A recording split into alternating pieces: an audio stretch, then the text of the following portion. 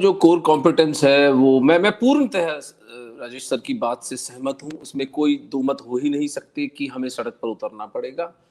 और मेरा तो अगस्त में प्लान था कि मैं 5,000 पाकिस्तानी हिंदुओं को जोधपुर से लेकर दिल्ली तक का मार्च करूंगा।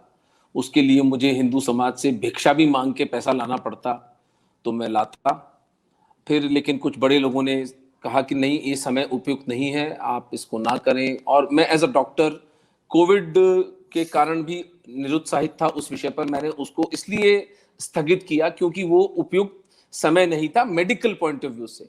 मैं अपने पाकिस्तान से इतने बहादुर, इतने वीर इन सहोदरों को अकारण ही मैं एक जोखिम में नहीं डालना चाहता था।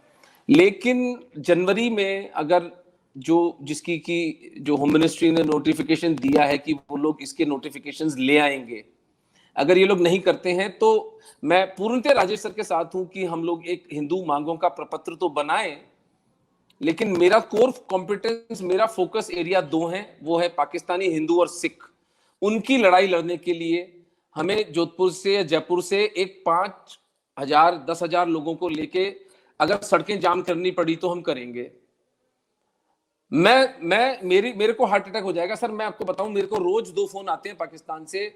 8,000 हिंदू परिवार इस्लाम ग्रहण कर चुके हैं मार्च 2020 से लेके अब तक।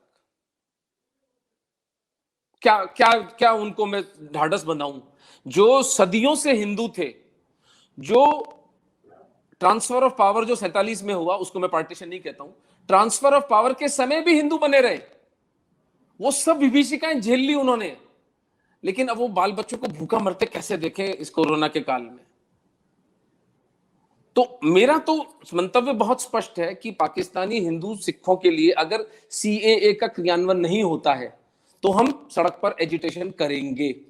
दूसरा, हम धर्मांश फाउंडेशन नाम की संस्था खड़े कर चुके हैं, उसमें मैं आपके साथ एक अलग प्रोग्राम करूंगा। लेकिन उसका मंतव्य यह है कि हमें फंड्स चाहिए, हमें एक कांस्टेंट सप्लाई ऑफ फंडिंग चाहिए हिंदू समाज से, ताकि हम इस तरह की जो स्ट्रीट पर जो हमारा ऑपोजिशन है, जिसमें जिसमें पाकिस्तानी हिंदू विषय के अलावा नंबर 1 प्रायोरिटी मेरे हिसाब से प्राथमिकता जो है वो है टेंपल फ्रीडम।